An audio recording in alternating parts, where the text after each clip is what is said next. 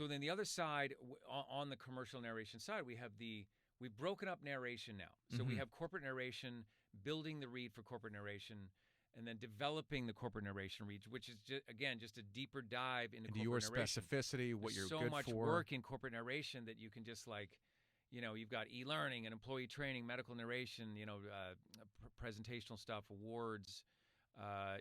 There's so much opportunity, video branding, stuff like that you want to have your signature stuff and again, build the read for that.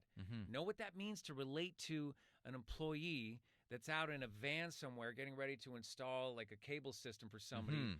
They can, you're relating to them because, you're talking to that person who's about to install that so that you understand that that's what the client is looking for.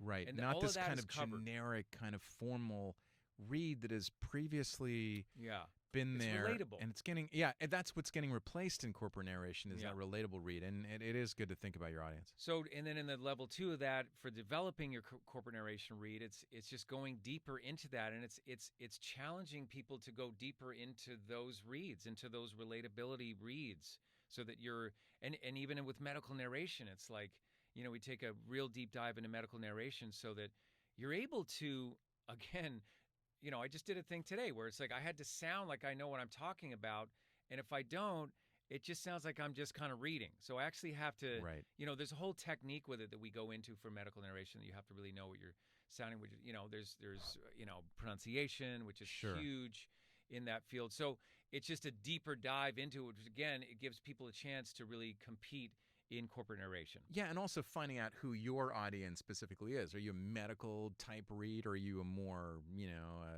governmental gas code change type what your person? voice print or personality exactly. towards. What's your personality gravitate towards? Yeah, I mean, hopefully, I feel like in corporate there's a lot of good strands there that one could, for compete sure, in, for right? sure.